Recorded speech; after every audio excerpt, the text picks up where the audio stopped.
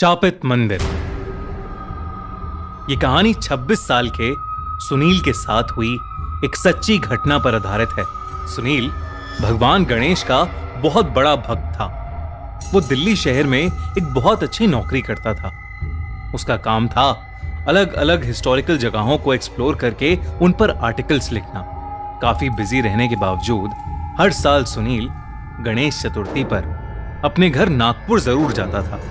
इस साल भी सुनील गणेश चतुर्थी से 2 दिन पहले अपने घर लौटने को तैयार था जब उसे ऑफिस से उसके बॉस का फोन आ गया।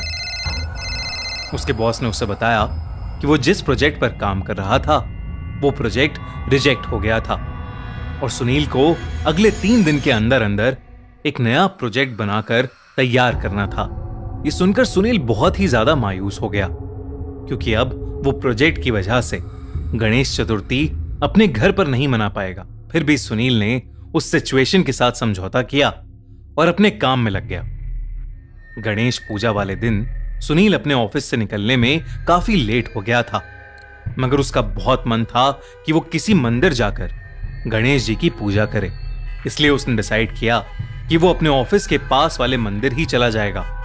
मगर उस मंदिर में बहुत भीड़ थी और सुनील बहुत थक गया था। इसलिए उसने सोचा कि वो रास्ते में आने वाले किसी भी मंदिर पर रुक जाएगा। सुनील बहुत देर तक गाड़ी चलाता रहा मगर उसके घर के रास्ते में कोई मंदिर नहीं आया।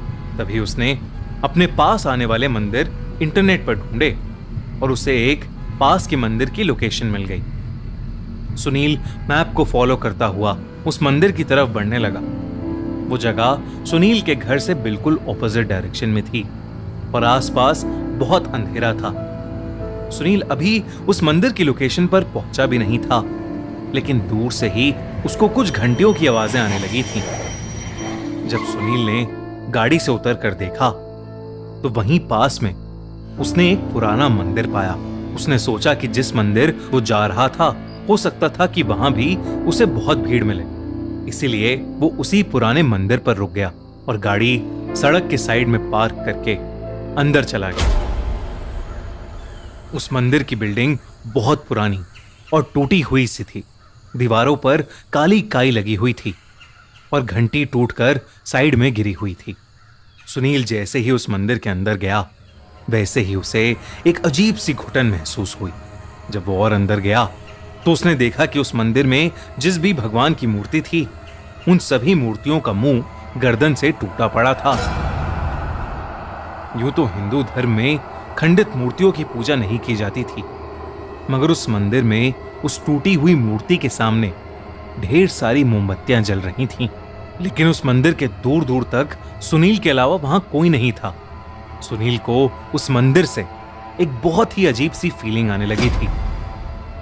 अचानक ही उस एरिया में ठंड बहुत ज्यादा बढ़ गई, जबकि मौसम गर्मियों का था। सुनील ने वहां से फौरन निकलने का डिसाइड किया, लेकिन जैसे ही वो वहां से जाने लगा उसे किसी औरत की आवाज आई। कोई है? मेरी मदद करो, मेरी मदद करो। सुनील वो आवाज सुनकर बहुत सहम गया, मगर फिर भी उसे लगा कि शायद कोई औरत किसी मुसीबत में है।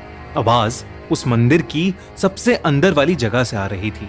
सुनील उस आवाज के पीछे अंदर जाने लगा। वो उन टूटी हुई मूर्तियों को पार करता हुआ मंदिर के और अंदर चला गया। वहां एक कमरा बना हुआ था जिसके अंदर ढेर सारी पोटलियां पड़ी थीं। सुनील के अंदर जाते ही उस कमरे का दरवाजा खुद ब खुद बंद हो गया और सुनील अंदर ही फंस गया। उसने दरवाजा खोलने की बहुत कोशिश की, मगर वो दरवाजा खुल ही नहीं रहा था। फिर वो दरवाजा जोर जोर से पीटने लगा और मदद के लिए चिल्लाने लगा।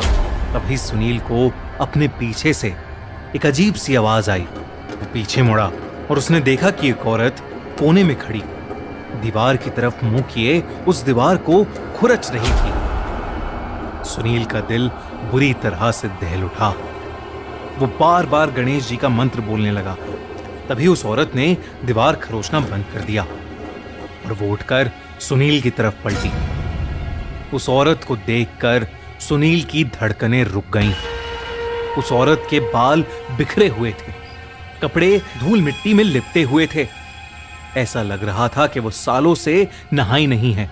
और तो और उसकी आंखें पिघली हुई सी लग रही थीं, जो उसे बेहद डरावना बना रही थीं। वो औरत सुनील को देखकर फिर बोली, मेरी मदद करो। वो सुनील से कह रही थी कि बिना सर वाले देवता ने उसे कैद कर रखा है और सिर्फ सुनील ही था जो उसे बचा सकता था।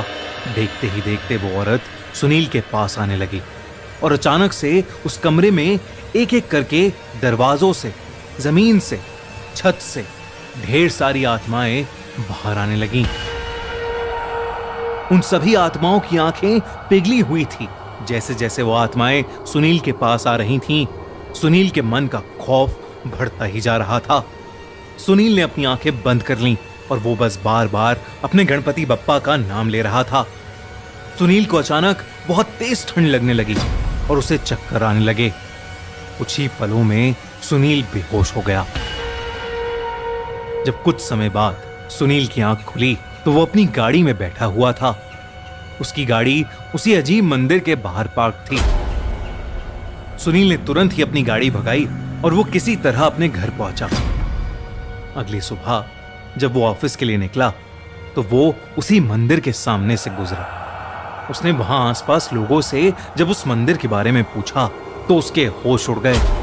उसे पता चला कि जिस मंदिर में वो घुस गया था, दरअसल वो एक बहुत ही पुराना शैतान का, यानी एक डेविल का मंदिर था। वहां के लोगों ने उसे बताया कि रात में उस मंदिर के आसपास भी कोई नहीं जाता। पुराने समय में माना जाता था कि लोग उस मंदिर में शैतान से जो कुछ भी मांगते थे, शैतान वो सब कुछ उन्हें देता था, लेकिन उसके बदले उस शैतान को किसी इंसान की आंखों की बलि चढ़ानी होती थी। ये बात सुनकर सुनील को समझ आ गया था कि आखिर उन सब आत्माओं की आंखें पिघली हुई क्यों थीं। हो सकता था कि जिनकी आत्माएं सुनील ने पिछली रात देखी, उन सभी लोगों को शिकार बनाकर किसी ने उनकी बलि चढ़ा दी हो। खैर जो भी था, सुनील ये सब बातें सुनकर दंग था। सुनील के साथ उस रात जो भी हुआ वो बहुत ही डरावना था और उसे आज तक समझ नहीं आया कि वो अपनी गाड़ी तक वापस कैसे पहुंचा। वो आज भी बस यही सोचता है कि उसका उस शैतान के मंदिर से बाहर आना गणपति का एक चमत्कार था।